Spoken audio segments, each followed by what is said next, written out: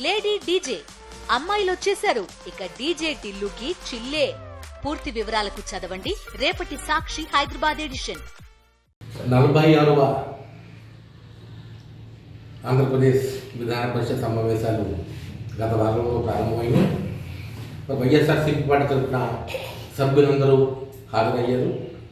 చర్చల్లో అనేక సమస్యలు గత 5 నెలలు బట్టి రాష్ట్రంలో జరుగుతున్నటువంటి మార్పులు, రాష్ట్రంలో జరుగుతున్న ఇబ్బందులు, రాష్ట్రంలో ప్రజలకు అందాల్సినటువంటి ఒక సర్వీస్ యాక్టివిటీస్లో వచ్చే గ్యాప్ల కోసం వైఎస్ఆర్సీపీ సభ్యులు అందరూ కూడా శాసనసభలో చెప్పడం, దాని ద్వారా మంత్రుల ద్వారా సమాధానం రావడం కూడా ఇది జరిగింది.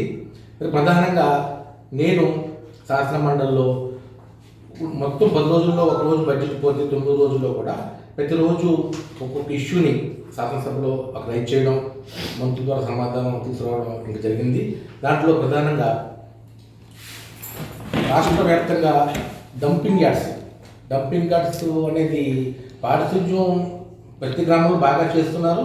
కానీ ఇవన్నీ ఈ యొక్క చెత్త వేయడానికి ఏ గ్రామంలోనూ సరైన స్థలం లేకపోవడం ఇబ్బందికరంగా ఉందని చెప్పేసి 2-3 గ్రామాలు కలిపి మరి ప్రభుత్వమే ఒక ఎకరో 2 ఎకరాలు సేకరిస్తే తప్ప ఈ సమస్య పరిష్కారం కాదని నేను ప్రస్తావించగానే ఉప ముఖ్యమంత్రి శ్రీ పవన్ కళ్యాణ్ గారు ఉంటే దాన్ని స్పందించి తప్పనిసరిగా ఆ ప్రణాళిక కూడా మేము చేస్తాము, 2-3 గ్రామాలు కలిపి డంపింగ్ యార్డ్ కార్యక్రమం చేస్తామని చెప్పన్నారు.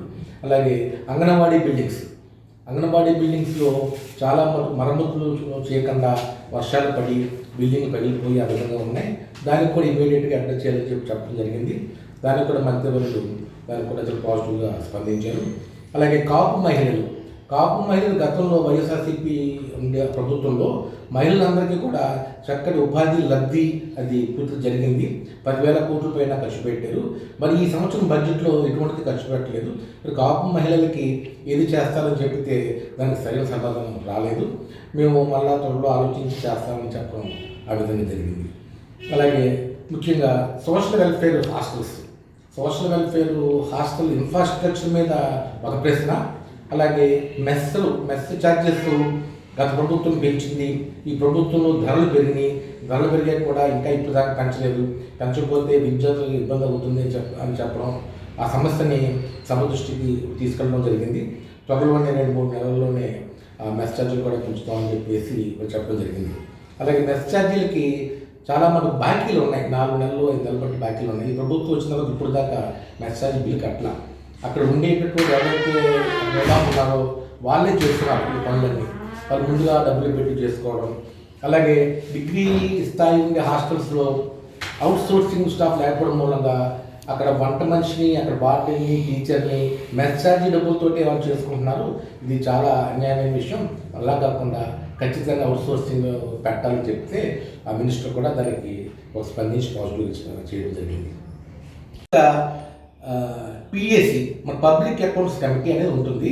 ఇది ఒక ఆనవాయితీ ఏంటంటే ఎప్పుడు కూడా ప్రతిపక్షానికి ఇస్తారు. పబ్లిక్ అకౌంట్స్ కమిటీ అంటే ప్రభుత్వం చేసే ఖర్చులన్నింటినీ కూడా అది ఎప్పటికప్పుడు వెరిఫై చేసుకుంటూ ఒక సూచనలు ఇస్తుంది ప్రభుత్వానికి.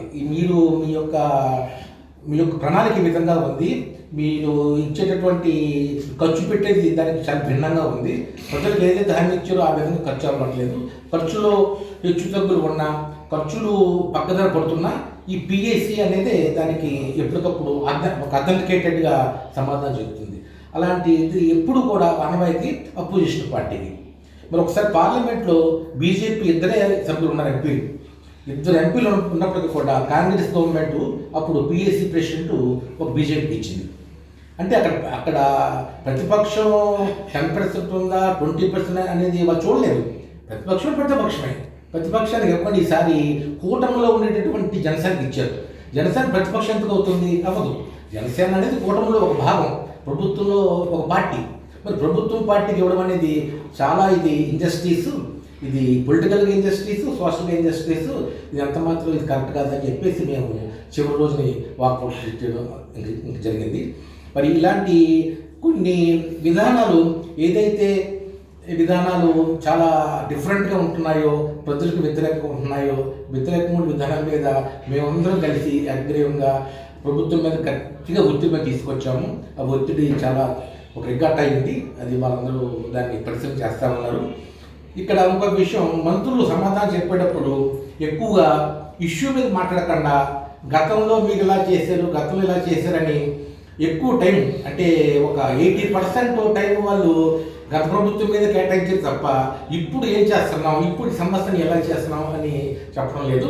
దానికి కూడా మేము తీవ్రంగా వ్యతిరేకించి మంత్రులందరినీ కూడా మీరు ఇప్పుడు చెప్పండి, గవర్నమెంట్ మీకు ఇచ్చారు, ప్రజలు మ్యాండేట్ మీకు ఇచ్చారు, మ్యాండేట్ మీకు ఇచ్చినప్పుడు మీరు ఎలా చేస్తారో చెప్పండి. అంతేగాని గతంలో జరిగింది అంటే గతంలో తప్పులు చేస్తే ఇప్పుడు మీరు చేస్తారా, ఇది ఆ విధానం కరెక్ట్ కాదు కదా, మార్పు కూడా రావాలి కదా అని అందరూ మేము గట్టిగా చెప్పడం, దానికి కూడా వాళ్ళు కొంత ఆలోచన చేయడం జరిగింది. ఈ విధంగా 46వ శాసన మండలి ఒక వైఎస్ఆర్సీపీ చాలా సమర్థవంతంగా ప్రజల వాణిని, ప్రజల యొక్క సపోర్ట్ని, ప్రజలకు ఏది కావాలో మేనిఫెస్టోలో ఏదైతే చెప్పారో ఆ మేనిఫెస్టోని ఖచ్చితంగా అవలంబించేలాగా మేము అక్కడ చెప్పడం జరిగింది. అందులో ఒక భాగంగా గ్యాస్ సిలిండరు సంవత్సరానికి 3 గ్యాస్ సిలిండర్ ఇస్తూ ఉన్నారు. అంటే ప్రతి 4 నెలలకి ఒక గ్యాస్ సిలిండరు. వాళ్ళు మేము మా హామీ ప్రకారం సంవత్సరం 4 ఇస్తామంటున్నారు. కానీ ఈ బడ్జెట్ పెట్టింది మార్చి వరకు బడ్జెట్. అంటే ప్రభుత్వం వచ్చి మార్చి వరకు చూసుకుంటే 9 నెలలు అవుతుంది. 9 నెలలు అవుతుందంటే 4 నెలలకి ఒక గ్యాస్ సిలిండర్ ఇవ్వాలి. అంటే ఇక 9 నెలలు అంటే ఖచ్చితంగా మార్చిలోపు 2 గ్యాస్ సిలిండర్ ఇవ్వాలి. మార్చిలోపు 2 గ్యాస్ సిలిండర్ ఇస్తారా అని అడిగితే దానికి సమాధానం చెప్పట్లేదు, దాటివేసారు. అప్లై చేసుకుంటే చూస్తాము అని చెప్పుకున్నారు తప్ప మార్చిలో 2 గ్యాస్ సిలిండర్ ఖచ్చితంగా ఇచ్చి తీరాలి అని మేము గట్టిగా చెప్పాం. అది మొత్తం సభ దృష్టికి వెళ్ళింది, ప్రజల దృష్టికి వెళ్ళింది. ప్రజలు కూడా దాని మీద ఆలోచిస్తున్నారు. ఇచ్చినటువంటి వాగ్దానం తూచా తప్పకుండా మేము పాటిస్తాం అని చెప్పేటప్పుడు కూటమి ప్రభుత్వం ఖచ్చితంగా మీరు బడ్జెట్లో ఎన్హాన్స్మెంట్ చేసుకుని మార్చిలోపు 2 సిలిండర్లు ఇవ్వాలి.